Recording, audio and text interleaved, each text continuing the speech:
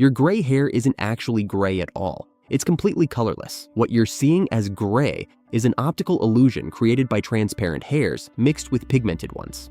But even more shocking, your hair follicles are literally bleaching your hair from the inside out using the same chemical found in hair dye, hydrogen peroxide, produced by your own body as a toxic byproduct of aging. Most people believe gray hair is simply a natural part of aging, determined primarily by genetics, with some influence from stress. The common understanding is that hair gradually loses color over time, turning gray and eventually white as a normal part of getting older. While genetics certainly play a role, this explanation misses the fascinating and somewhat disturbing cellular mechanisms actually responsible for gray hair. The reality involves a complex breakdown of cellular chemistry, toxic chemical accumulation, and a cascade of molecular failures that can begin decades earlier than most people realize. The key to understanding gray hair lies in specialized cells called melanocytes, located in your hair follicles. These cells produce melanin, the same pigment that colors your skin, and inject it into growing hair strands through tiny cellular appendages called dendrites. Research from New York University School of Medicine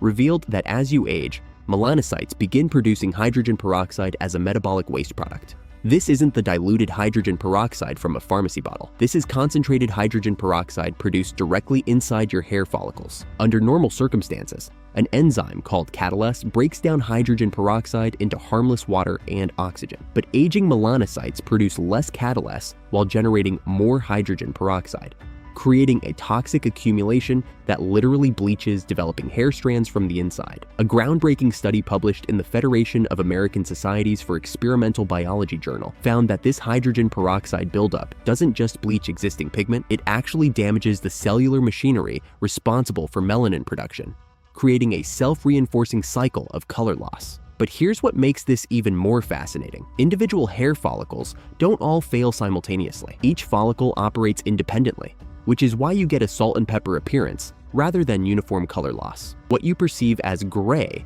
is actually your brain averaging the appearance of pigmented hairs mixed with completely colorless ones. The genetics of gray hair involve multiple genes, but the most significant is IRF4, which regulates melanin production.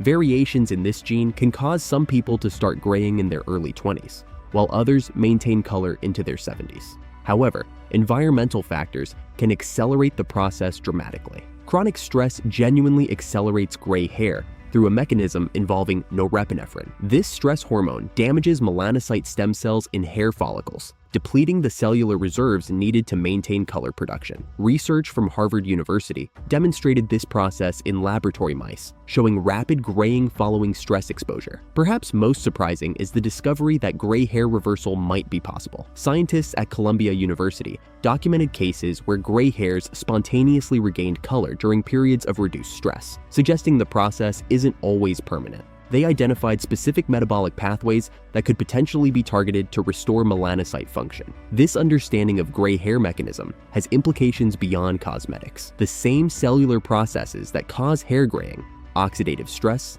melanocyte dysfunction, and hydrogen peroxide accumulation, occur throughout the aging body and contribute to age-related diseases.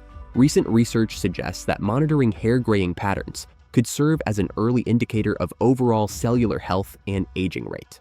Some scientists propose that interventions targeting the hydrogen peroxide catalase imbalance might not only prevent gray hair, but also slow other aspects of cellular aging. The timing of gray hair onset varies dramatically by ethnicity, with Caucasians typically beginning to gray in their mid-30s, Asians in their late 30s, and people of African descent in their mid-40s. These differences reflect variations in melanocyte density, catalase production, and genetic susceptibility to oxidative stress. Current research is exploring topical catalase applications, antioxidant supplementation, and even genetic therapies to prevent or reverse gray hair. While no definitive treatments exist yet, understanding the underlying mechanisms has opened new avenues for intervention. So the next time you notice a gray hair, remember that you're witnessing a complex breakdown of cellular chemistry. Your hair follicles producing hydrogen peroxide that bleaches your hair from within, while melanocyte function gradually fails through a cascade of molecular damage that begins decades before visible graying appears. The gray color you see is actually an optical illusion created by your brain mixing transparent and pigmented hairs.